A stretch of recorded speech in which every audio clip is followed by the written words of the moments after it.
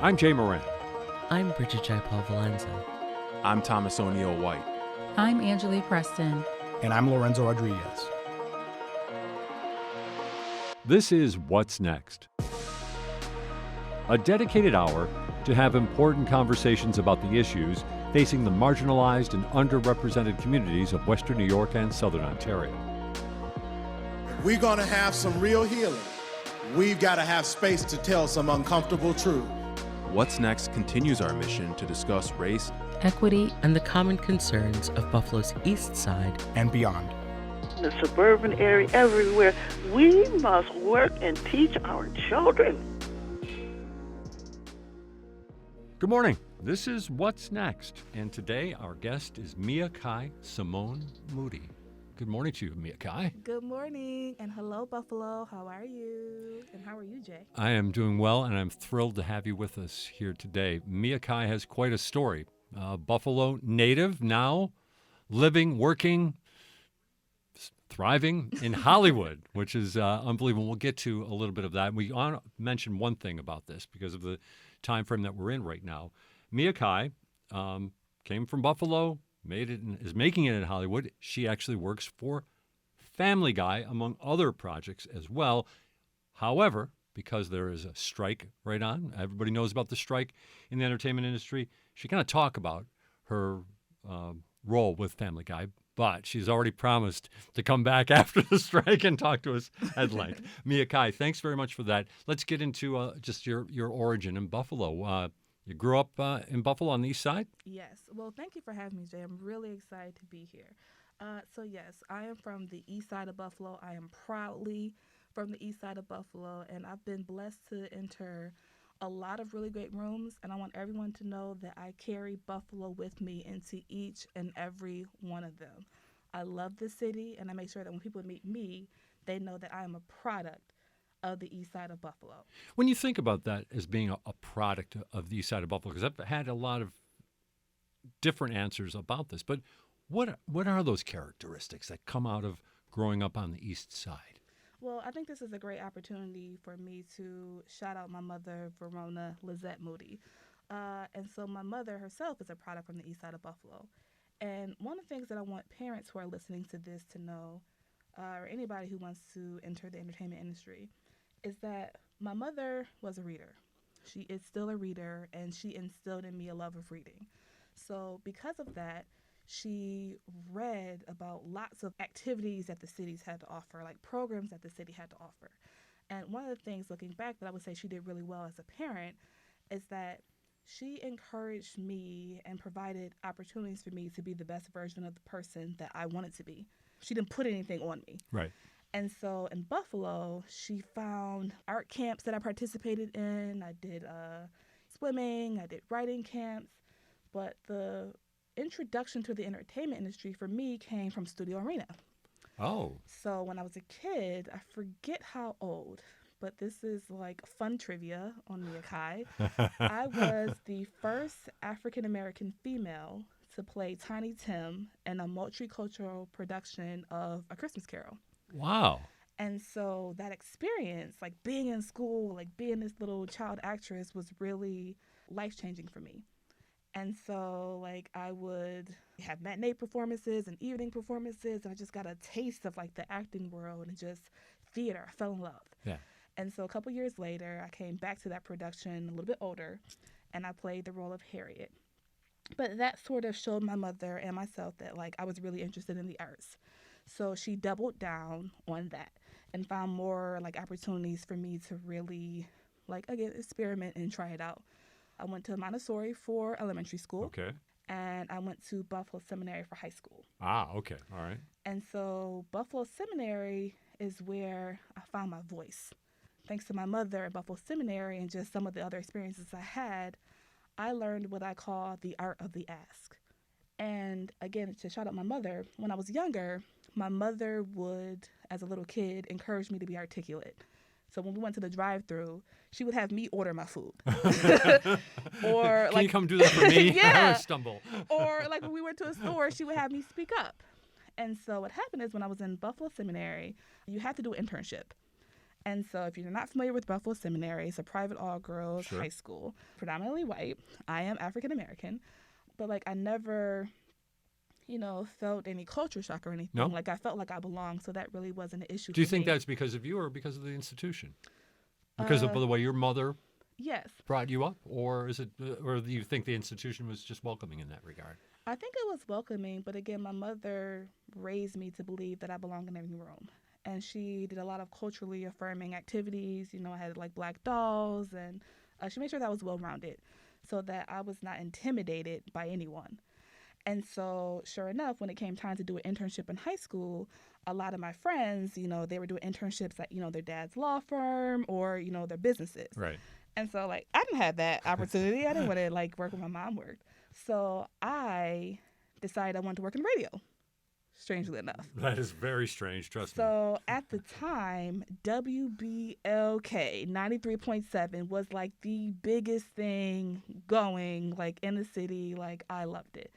So I reached out to them and asked if it was possible to create an internship and could I get credit for it? Because, like, there were requirements. Yeah. And I reached out to somebody in the PR department, and they said yes. And so instead of, like, having, like, a boring internship like a lot of, like, my classmates, I got to work at WBLK at a time when, radio stations would do a lot of what they call remotes. Sure. So they were going on location all around. Like, I got to go to several proms. A lot of my favorite, like, rappers and hip-hop artists, like, would come to the city. I got to meet them and go behind the scenes. So, again, I'm kind of liking this PR thing. All right. I'm kind of liking this entertainment thing. So that was really incredible. But also, while I was at Buffalo Seminary, I applied to be a newspaper correspondent with Next Magazine. And at the time, it was a junior magazine where you could profile interests, like stories of interest to younger people. And so once again, instead of, like, accepting the status quo, I designed the life I wanted to have. So I would pitch diverse stories. The Universal Circus was a cool, hip, like, urban circus. I was able to cover that for the newspaper. Again, when more of my favorite concerts came to town, I was able to cover that. I'm currently a Alpha Kappa Alpha Sorority Incorporated member. But at the time, I did the AKA Debutante program. I was able to profile that experience for the newspaper. So again, it taught me. And you were part of the local chapter then? Part of the local chapter, Gamma Phi Omega chapter. And that's Sponsored proved to be Debutante beneficial program. for you. Absolutely beneficial. Again, it taught me that diversity was okay. Who I am is okay. Who I am is enough. But again, there's a quote I like. Don't play the cards you're dealt, change the cards. And again, I learned to try to design the life. And so that's a theme that when we get into my story, you'll hear that's carried me throughout. Kai Simonne Moody is our guest this morning on What's Next. You've been rejected? I have been rejected before. Okay. So I would say. How do you overcome rejection? That is, I think, as you're saying that, I Yeah. think most people, and I can go on my own experience, you go for things. Sometimes you're afraid of getting rejected. Sometimes you get rejected and it's worse than you ever expected it to be. But how about for you? How did Okay. you work through that? It's funny because it happens to everybody. Of course, it does. But And that doesn't so, change the fear. Yes, it does not. So I would say that up until college, up until NYU, I was on a pretty historic run, I would say. Like, I had never come across an unsuccessful outcome. And that spoiled me, and I got a rude awakening. So what happens is I ended up interning with Spike Lee, and they referred me to the Bill Cosby Screenwriting Fellowship. And I always wanted to be invited to LA. I didn't want to just move out there and just, see what happens. I wanted to, like, have a plan and something to do when I got there. So I did that fellowship, and it was great. But when I actually got to LA that second time, and, like, I was no longer a student, it was the first time I came face to face with the realization that what I thought made me special, everybody in the city had. And that there are millions of talented people in Los Angeles who never make it. And so it actually sent me into a bit of a depression because I thought, like, once you move to LA, you go to school, the city is waiting for me. The city is ready. Like, this is when things happen. Did you feel like you had the skill, though, that talent Yes. to do that? Okay. Well, like, I went to, we didn't get into it, but I went to Sarah Lawrence and NYU on full scholarships. So I end up applying, getting in, I'm there. And then I get to LA, and everybody wants to be a screenwriter. Like, everybody wants to work in the entertainment industry. Everybody was the star of their school. and some people have more connections. Instead of like going to grad school like I did, some people just came straight out to LA and started working, got a foot in the door. So I'll give an example of one of the mistakes I made professionally that I hope if you are out there listening, if you have a similar experience, you don't do what I did. So again, reading is a superpower. So my mother read an issue of Essence magazine, and there was an article on the highest ranking Black woman at Disney at the time, and she sent it to me. And so through sheer luck, she just flagged it, hey, you might be interested in this. A couple months later, I was doing that Bill Cosby screenwriting fellowship, and we went to Disney, and that woman who was profiled in the magazine happened to be at the event that I was at. I was like, oh my God. And because my mother sent me that article, I was the only person who knew who she was. Oh, nice. And so I was able to use that and meet her and to ask for a meeting, an informational interview. And she said yes. And it took about 3 months to come to fruition. But the longer it took to keep the meeting, because she's super busy, so it kept getting pushed because she had higher priorities, the more hope I put into it, because I thought this is how my career starts. I've been invited to Disney, this woman knows who I am. And at the time, this woman was in charge of hiring writers for all different parts of the divisions at Disney. And so I came up with all these ideas. I had my little folder, and I go into the meeting, and not only was it her, Disney has sent a producer with her. So now I'm meeting with 2 people who are high ranking, they hire writers, and I'm there. I have my folder. And within the first 5 seconds, she tells me that they don't accept unsolicited material. And because I don't have an agent, I can't talk about any of the things in my folder. Oh my. So thankfully I didn't bring my folder out. But I was prepared to. Right. And so I'm and literally my head was spinning, because I'm wait, here's a person who needs to hire writers. I'm ready. I'm qualified. I have the ideas. It's going to make this company millions of dollars. And what happened is once she said that, I did not recover well. So I was present, and I was answering questions, but emotionally, my mind was reeling. And what happened is I fumbled the opportunity. And I was so disappointed that, okay, this is not going to be my big break. And so, we're just going to have a conversation. We're not going to talk about my stories. We're not going to, share our passions.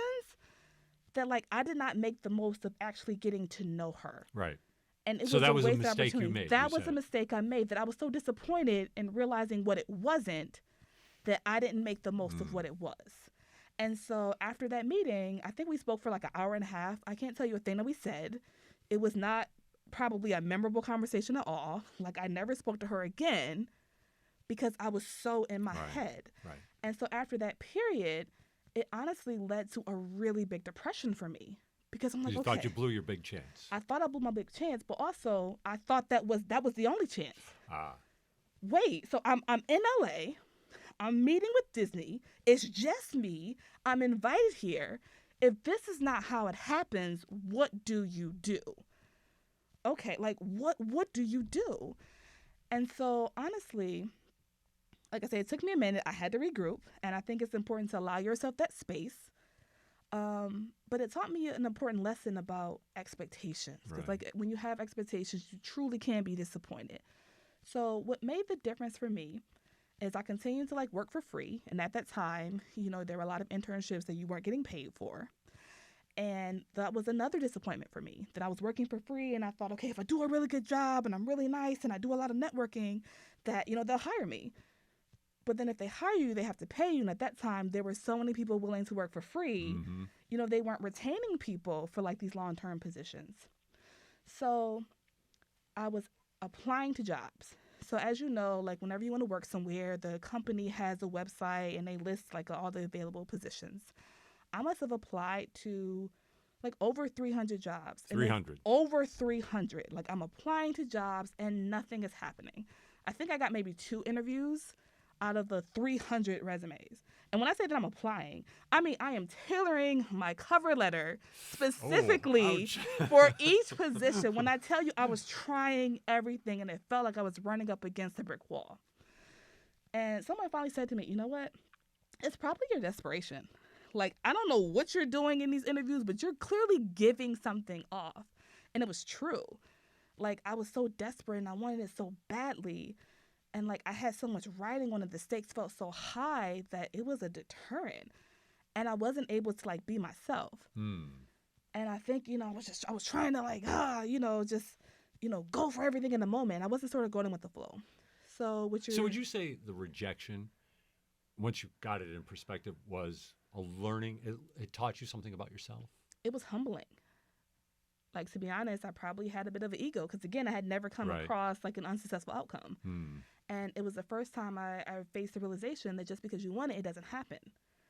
And I learned that lesson late, but it was good to know. And so the rejection also taught me not to take things personally. And, like, you have to have thick skin. It's like, okay, well, if I want this to happen, so you know what? The traditional route isn't going to happen to me. I'm going to have to figure out a different way. And I think that's what made the difference. Because, again, when you live in LA, it's what they call an industry town. And you don't really think about what that means until you're actually in it. Where, okay, you know what? There's a job opening. 500 people want this one position. But maybe 30 people heard about it before it was posted. And they have something that they call the UTA job list, which, has a lot of, like, different a lot of different positions listed. Entry level, like, management positions, things like that. I didn't realize by the time that I received that email, it had been seen by thousands of people. So informational interviews, like I said, are kind of what made the difference. Yeah, you mentioned that before we went on the air here. Informational interviews. What is an informational interview? To give us a definition of that. Yes. So for me, an informational interview is a backdoor way to sort of meet somebody one-on-one and in a low-stakes setting, learn more about what they do. Okay. So, like, say... So this is not coming in, here's a job. No. Okay, right. Like, okay, say there's somebody who wants to work in radio. They would say, hi, Jay, like, are you available for an informational interview? They're not asking for a job at the station. They're just asking for maybe buy you a cup of coffee or maybe take you to lunch or maybe just meet with you for 10 minutes. And, like, again, because when you say you want to be in radio or you say you want to work in the entertainment industry, you make that decision as a fan. You really don't have an idea of what it's actually like. So an informational interview allows you a one-on-one meeting to actually speak to someone who does the work that you're interested in. And, like, this is a great tactic for people who are looking to change careers or, you're graduating during a pandemic. Okay, I'm still looking for a job. I'm curious. Do I like this? I want to know more about it. That's what an informational interview is. And so what's great about it is you get this one-on-one time. If the person says yes. And just curious, just to be specific, did you request, I want to have an informational interview? Did you say that? Yeah, so I'll tell you how I did it. Okay. So, little known fact, but really obvious. If you know one person's email at a company, chances are you know them all. So my little secret is that I would Google, like, a press release for, like, a Sony or a Disney or whatever. Right. And I would notice there's an email format. Typically, the email address is, like, first name dot last name at whatever the website is. So, again, once you know one, chances are you know them all. So I would write a cold email. So it will be a short email. Here's who I am. And I would leave with my accolades or just position myself as somebody worthy of the time. Here's why I think you're amazing. And I would lean in with genuine flattery. Like, nothing general. Like, you created this thing that I really love. So you knew something about the person you were writing to. It showed that I did research. And, like, it showed that, like, it wasn't just... We've all received those emails. Dear sir or madam. Yes. Yes. I would like to speak to you. No, but, like, put in some actual facts. And I would ask for 10 minutes of their time. Like, I would like to talk to you about story. I would like to talk to you about character development or whatever it is, whatever industry, if you're listening to this, whatever you're curious about. I will list specific things.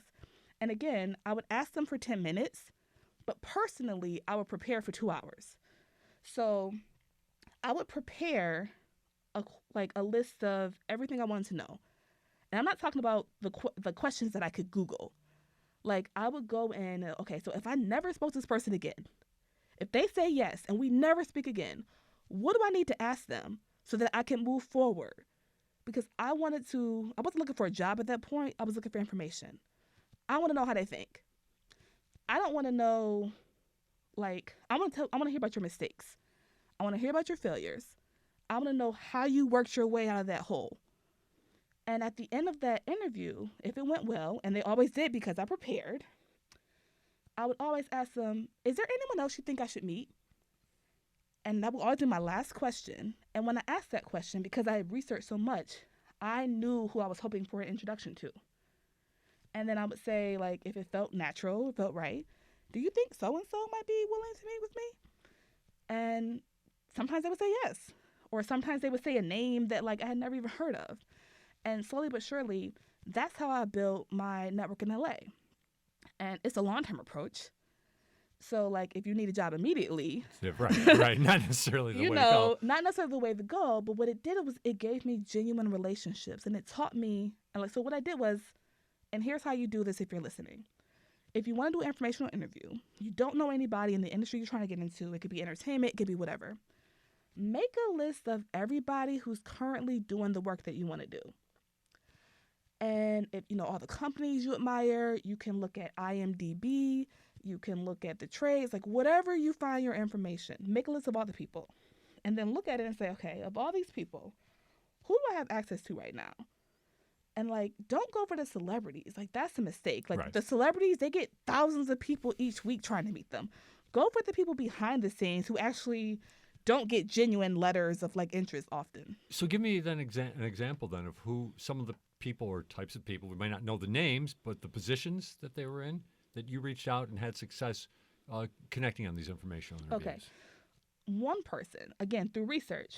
So when I decided I wanted to be in animation specifically, I noticed that there was this one woman who was like the godmother of animation, that she was like really responsible for like sort of putting together Nickelodeon's, like, you know, the Rugrats, like all of those programs at that time. She worked in development and she sort of built that program out, hired the people who hired the creators, and she sort of oversaw everything.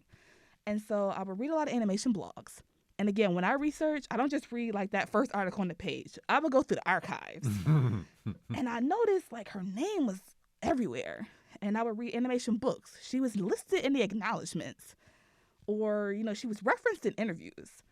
And I'm like, okay, so I want to meet people. I got to meet that woman. Gotcha. And so again, I did that email thing. Yeah. And what was funny about that situation is I actually reached out to her. And I thought I was going to have to do this pitch. Oh my goodness. Okay, I gotta work for it. And she read my email and we got on the phone and she said, okay, who do you want to meet? Like within the first 30 seconds. Wow. And I was like, oh, okay. So I don't have to do a big song and dance. And she gave me a list of people. She gave me emails right away. And like there was one person in particular at the Jim Henson Company. She's like, you really should meet this person.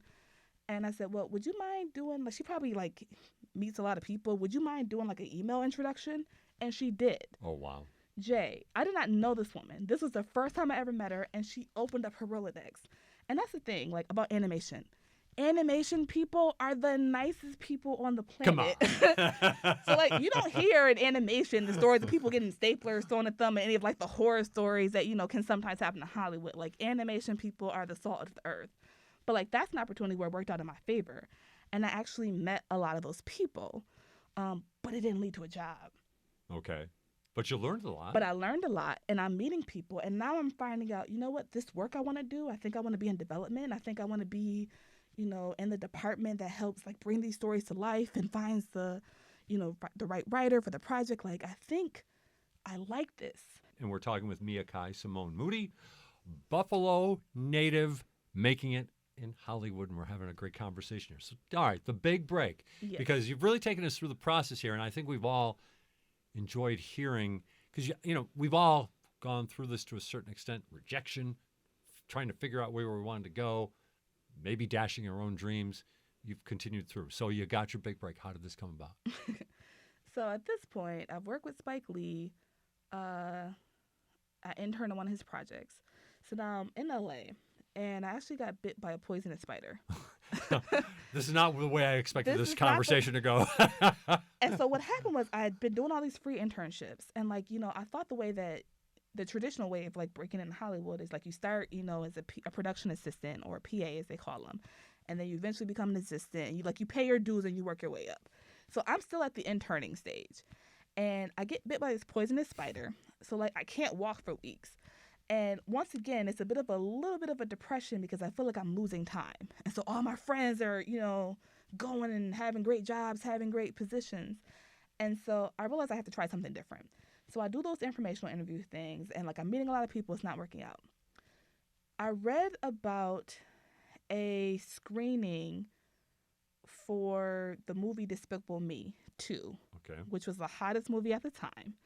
And there was going to be a free award show screening with the head of the Illumination Studio, the company that produces that movie, and the music phenomenon Pharrell.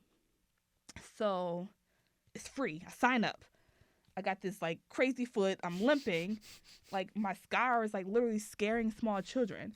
But I put on my shiniest shirt, Jay, like a sparkly, glittery shirt. I get there early. I sit in the front row. So the thing is, it was a screening of the movie, and then there was a Q&A after.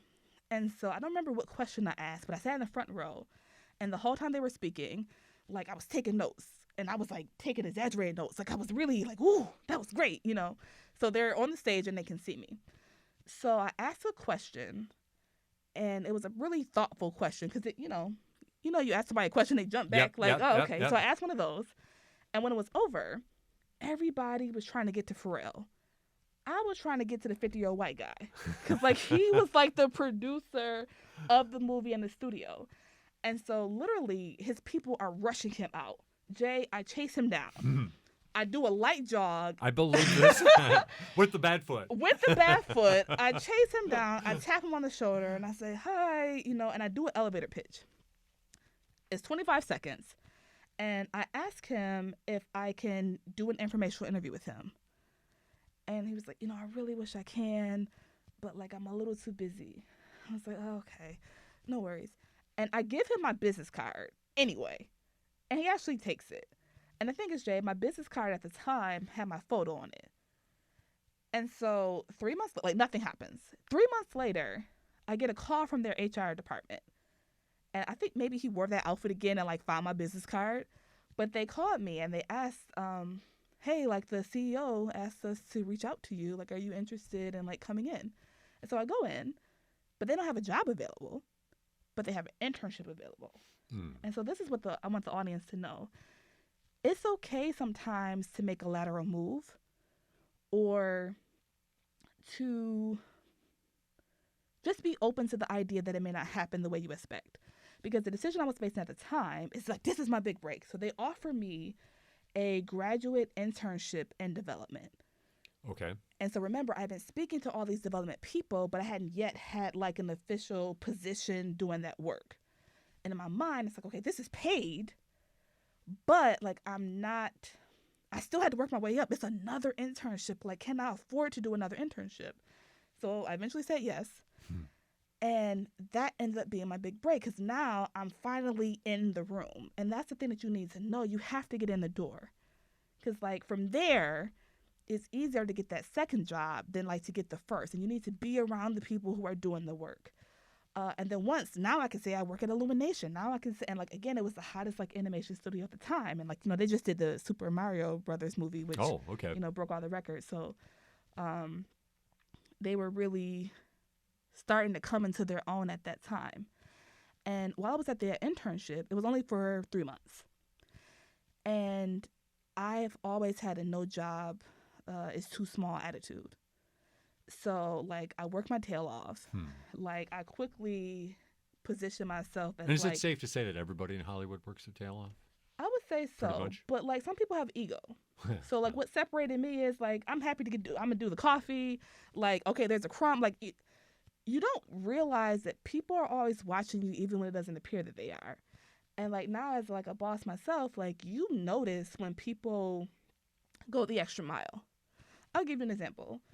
Say it's a holiday weekend you know the people who rush out and the people who stop and say, hey, is there anything you need? Like, are we covered? Like, you realize those people who tend to care about the work and the people who are just there because it's a job. And so, like, I ask questions.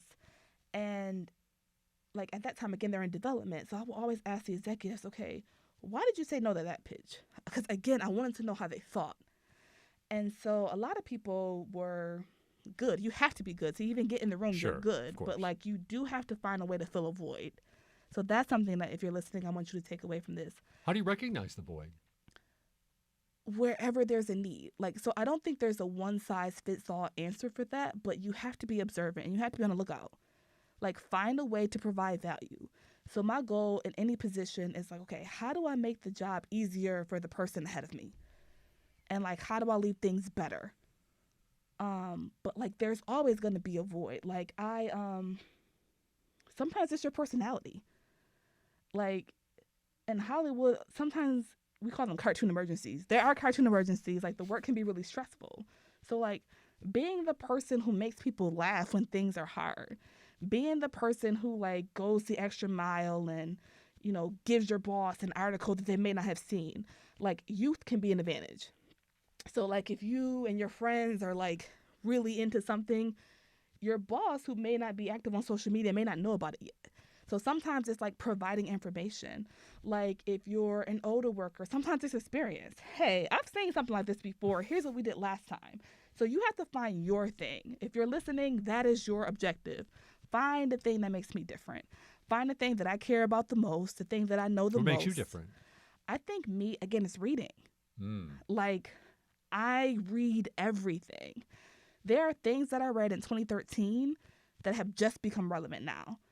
So, like, I like to know a little bit about a lot. And so, like, I've been fortunate enough to, you know, I read financial, like, magazines, and, you know, I've subscribed to, like, Bloomberg and the Wall Street Journal, things like that. And so there have been times when I've been in rooms and I've met somebody and it's like, as an African-American female, why do you know that? You know? So, like, using people's prejudices sometimes against me, like, oh, how do you know that? Or here's another tip. Google Alerts. If you have a Gmail account, Google Alerts are free. So what I would do is, again, remember I told you to make a list of all the places you want to work, the people you're interested in. I put Google Alerts on all those people and their companies. So whenever there's an article published, I get an email about it. So now I don't even have to go looking. And I sign up for, like, every newsletter. I think I probably get, like, 500 emails a day to my personal email. I don't read them all, but, like, if I need to search for something, like, the chances are it's in my email. And so basically when you do those Google Alerts, like, it'll tell you if there are events in your city. So, again, if you're listening, you're in Buffalo, like, there are, like, entertainment things that happen here. Oh, yeah. You know, there are things that happen in Toronto. Your job is to know about it. And your job is to, okay, I'll give you another secret weapon. Jay, are you ready? Yes, I'm writing these down. Right. Okay. So here's a thing that worked for me. If you're on a panel, not if you're on a panel, if you're attending a panel, chances are there's like 4 to 5 people on the panel. There's maybe anywhere from 50 to like 100 in the audience. So what typically happens is when the panel is over, we all know that one person who's going to try to have a 57-minute conversation with the person, like, who was just speaking. Because, again, they're finally in Buffalo. Here's the person I've always wanted to meet. This is my chance. I don't do that. So before the event, they tell you who's going to be there. Again, reading is a superpower. I do research. So I'll pick maybe 1 or 2 people on the panel to focus on. So I'm going to look into the projects they're affiliated with. I'm going to, again, put some Google Alerts on their company. I'm going to know the headlines that they probably care about or that they know about. I'm also looking for things we have in common.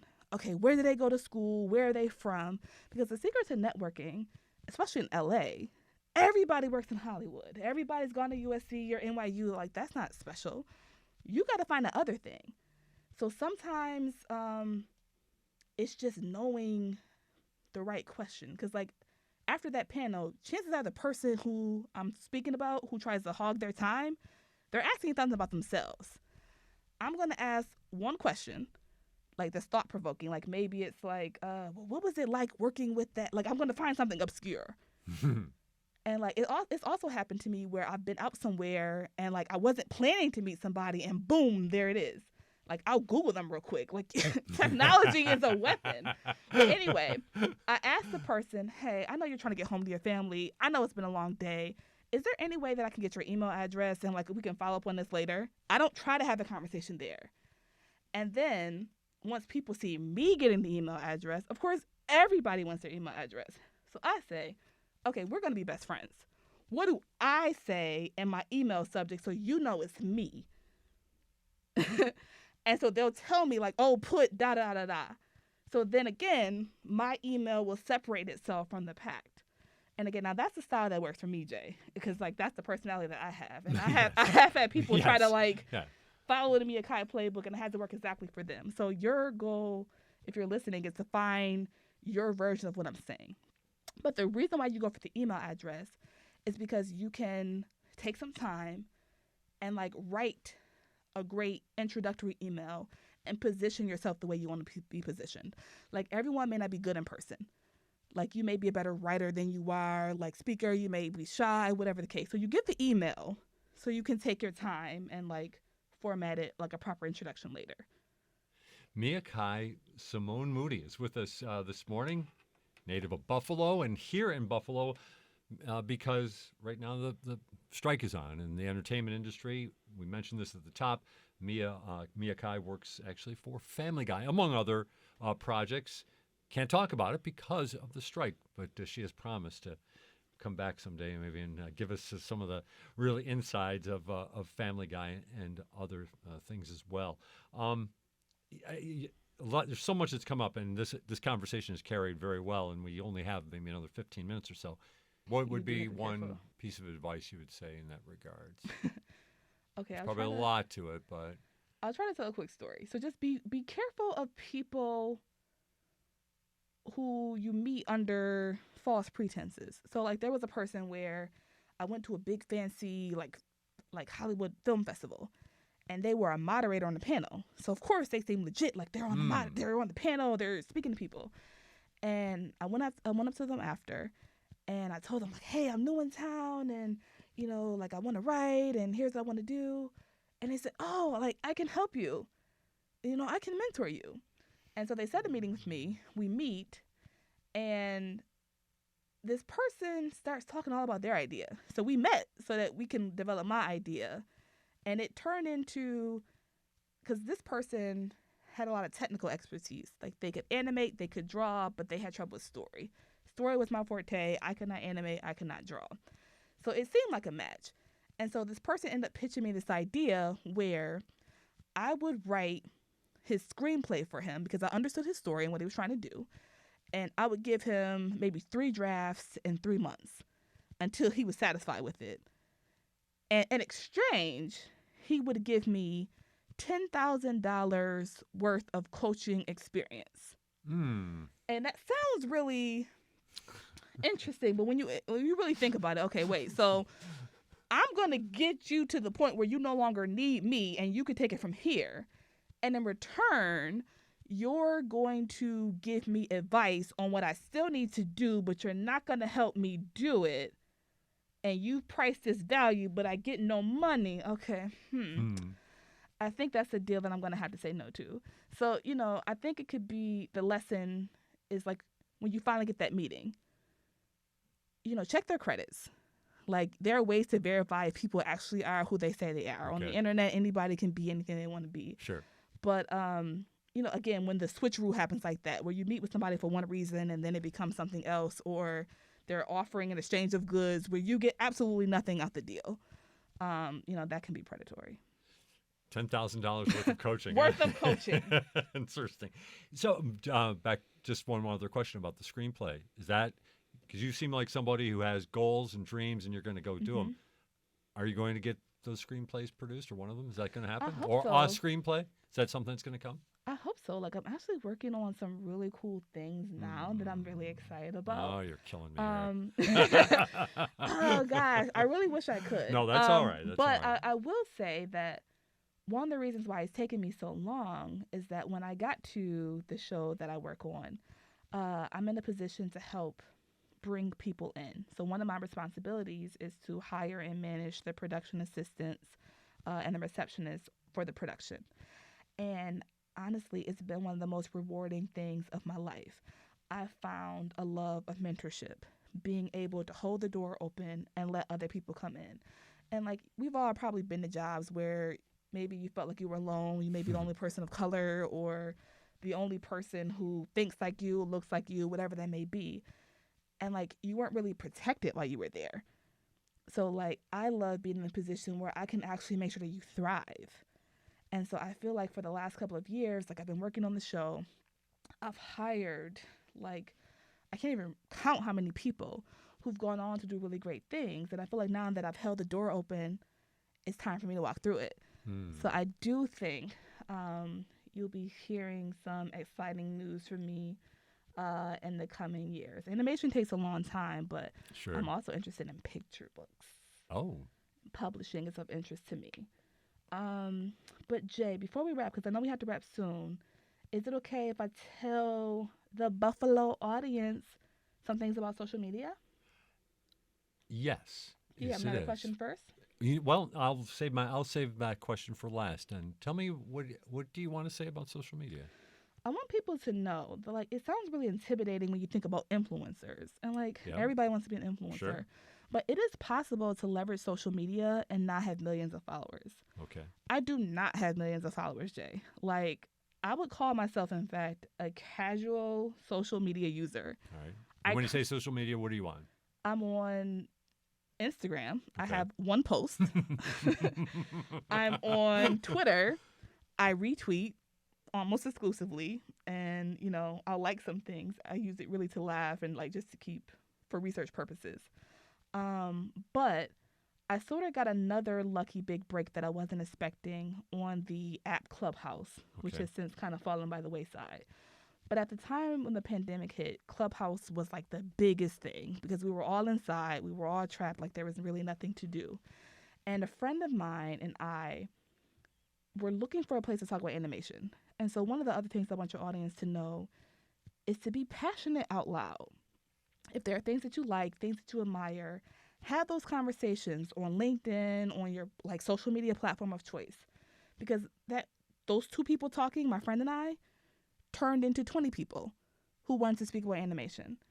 And like, it wasn't that we were talking about like anything in particular. It was just conversations that we would typically have in private. And, you know, from 20 people, we're all inside, 200. And so over the course of the next 2 years, we built what is now known as the Animation Club into a membership, a sort of tight-knit community of over 22,000 people. Wow. And so it was another opportunity where I got to see what happens when you're just authentically yourself, when you're passionate, again, out loud. Because like a lot of people who I hadn't met already came to me because I had this platform. So I got to work with a lot of the big Hollywood studios and do events with them. Like one of the highlights for me was we did an event with DC Comics. You know, they had a fellowship that they were doing, which is really incredible, the Milestone Initiative, and we helped them promote it. And so just being able to meet all these different people, it started with me just having a conversation with a friend and inviting people into that conversation. So I think the famous adage, if you build it, they will come, is absolutely true. And that's something you could do at home. Like, it may not be social media, but like there are times when I'll post something on Twitter, Jay, I may get 4 likes, but 2 of the likes are the people who I wanted to see it. Okay. So like I want How did you target it? Did you target it because you thought the people that you wanted to see it were hoping? Was that the intent of the tweet? Sometimes it is. Like, for example,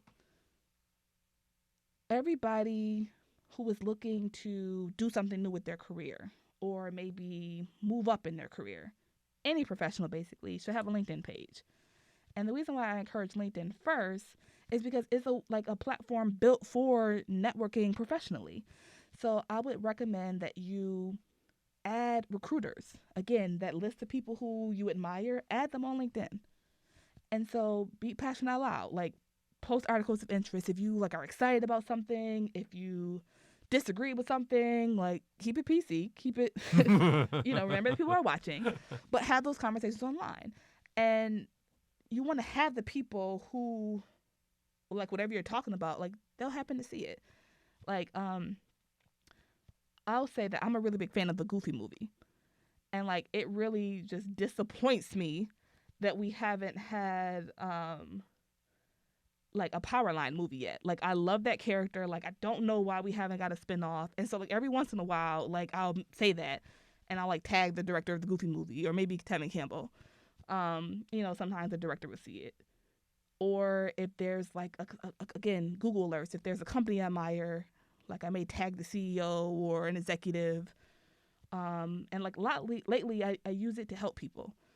Like, I have a lot of artists who I follow, and because of that, animation club, so I may tag, like, a producer of the movie that they, like, did some fan art for, so they can see it. And, that's led to people getting, like, agents and a lot of really cool opportunities. But, again, you don't need 10,000 people in order to make an impact. I think that's important to know. Mia Kai, we've enjoyed hearing about your, the way you've worked through this all the way. And you did talk about some of the struggles along the way and a couple of the disappointments. But you also told me before we went on the air that you almost quit. Yes. What happened there? Well, I think, again, it was sort of that period when I was still struggling to get a foot in the door. And it was really hard when I felt like I was talented and I felt like, my background had prepared me to excel, and I wasn't seeing the results immediately. And so I really had to lean on, I would say, my faith and the idea that, like, what's for me is for me. The thing that people may not realize is that networking is sort of like dating. It's chemistry. And just like dating, everyone's not going to be your person.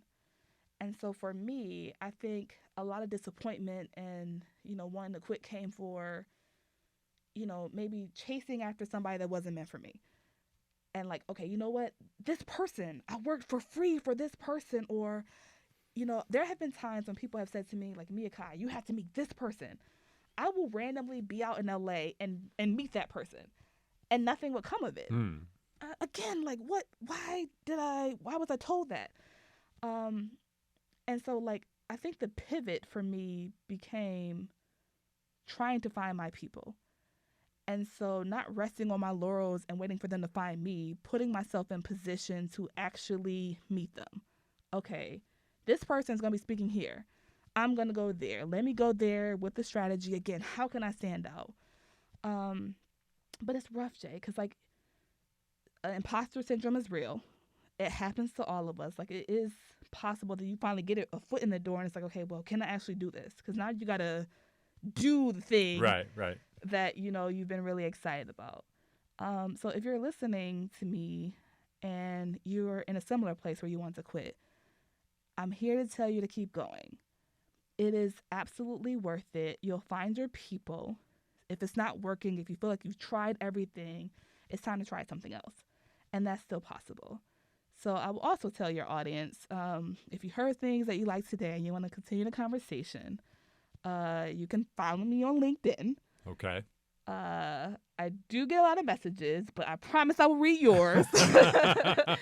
And we can just keep the conversation going because it gets tough, and you have to know that.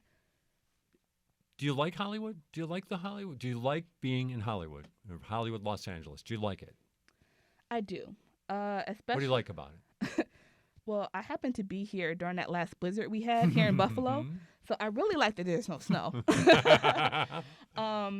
But I like the life that I built for myself in Hollywood, and I think that's something that no matter where you live, you can create for yourself because it starts with the people. Like, it is easy to go to Hollywood and sort of lose yourself or try to become somebody that you're not. So I like that I found people who appreciate me for me. The city itself is gorgeous, but again, I sometimes tell people, a lot of people have moved to LA and had to leave LA. Sure. Oh, yeah. Especially now with, like, AI and technology being what it is, like, it is still possible to break in from Buffalo. Like, your job is to first focus on the product. Like I said, I think I mentioned earlier, I waited to move to LA until I was invited. And so, like, Buffalo is still great. This is a great radio station. There are a lot of great opportunities in Buffalo and Toronto. Again, a lot of places you can work from anywhere. Like, pursue those first. Be really good at your craft first. Because, again, when you move to LA, you're going to meet a lot of people who look like you, who have a similar background as you, who are passionate about the same projects that you are, who are trying to break into those same things. So, like, the name of the game isn't to move to LA. It's to be able to stay in LA. And so, like, also, I tell people, like, there's no shame in having to take on other work. Because, like, there's a lot of people who can't afford to, like, be in LA. And so, like, you may not get the break that you're looking for in the time frame that you need it. It's okay to go work at a grocery store or wherever you have to do, drive Uber, Lyft, whatever, to pay your bills so you can keep the dream alive. But, like, don't feel like if you're listening to this conversation, okay, I got to move to LA. Like, you don't have to move to LA yet. And, like, there are other cities where things are happening. You need to be good first. And you actually somewhat jumped my final question when you said Buffalo is great. So the question is then, why is Buffalo great? What's great about Buffalo? I think what's great about Buffalo is the people. So, like, for example, again, to shout out my wonderful mother, Verona, we got really into gardens. My mother's a master organic gardener. It's really beautiful. We participate in the East Side Garden Walk. And I think that was just a recent example. I always come home for it. Like, she loves the gardens, and it's a passion that, like, I found through her. Like, being able to meet Buffalo natives, like, during that garden show where we actually met you, Jay. Yes. There were so many people who just stopped by, who were driving by, didn't even know about the show, and just stopped to talk. And I just got a chance to meet a lot of people who lived here, and they were just really brilliant people. And a lot of people, like, came on Saturday and they came back on Sunday with other people. So it just reminded me that this truly is like a city of neighbors, of people looking out for each other. And, just to sort of link it back to that Tops attack, I'm really proud that this city has been able to sort of work toward healing together. Do you think so, from an outside looking in? I know you were here the day on May 14th, and you were on the way over to the Tops. That day on May 14th, yes. Like, my mother and I were actually, that's our Tops. Like, again, I'm from the east side of Buffalo. Like, I love that Family Dollar, like, right next door. My favorite ice cream spot is on Jefferson. So I was there all the time. And my mother's favorite juice is sold at that store. It was actually on sale that day. So we were going to go there, but gardening sort of saved us. We were going to a nursery, and at the last minute, we said, let's get the juice after. And that's why we weren't there when that happened. But just seeing the way the city rallied together after that, it was horrific. It was horrific. Like, I am still just, my heart just goes out to all the families involved. But again, I found faith and strength in seeing how, like, all the organizations jumped in, like how quickly the Tops was able to rebuild. The fact that whenever I go inside the store, the memory of those people who were impacted is still alive. Like, to see their names, I love the memorials, but more importantly, I love that people haven't moved on from the east side. I love that you have this radio show, that you're keeping the memory alive and reminding us of what should never happen again. Because we're a strong city, and it just, I hate that it happened here. I hate that it happened anywhere, but I believe that we can sort of get through it together. It's hard still, but Buffalo is great. I like, it's funny, like, being here from as a child and then not having lived here for a while, coming back. Like, there are some of my favorite places that are no longer here. But Jay, some of the things that have, like, sprouted up over the last couple of years, there's a lot of cool, like, I'm really into Larkinville. Yes. There's a lot of cool things going on. They just did a Prince concert, like, this past week. There's a lot of cool things here. The food is great. Taste of Buffalo. If I'm in town, I still hit it. But it's the people. Jay, I met Barack Obama. I've met Hillary Clinton. Like, again, I've been in some really great rooms. I have to tell you, Buffalo people are still my favorite. There's just something about us. Like I said, there's a resilience there. There's a kindness there. And I would just say there's opportunity here. And I hope if you listen to this conversation that you let my life and just a little bit of the story that I've shared with you remind you that it can happen from here. I am from Buffalo, east side of Buffalo. I've been all over the world, been in Africa. You know, when I was at Montessori, I studied abroad in Italy. But it starts here. And like, while my story may be special, it may be unique, it is something that can happen for you too if you're listening. If you're a parent, like, you know, you can take some of the steps. If you do want to move to LA or Atlanta or wherever you want to live, I hope that you use some of the advice that I shared and make it work for you. Mia Kai Simonne Moody is living and working in Hollywood. Can't talk about where she works, but we can tell you that she works for Family Guy. She can't talk about it because of the strike that's on. She has promised to come back and join us when that strike is over. We're going to find out all about that show. Yes. Absolutely. Mia Kai, thank you so much for being on Buffalo What's Next. Thank you, Jay. Thank you for listening to Buffalo. This has been What's Next on WBFO.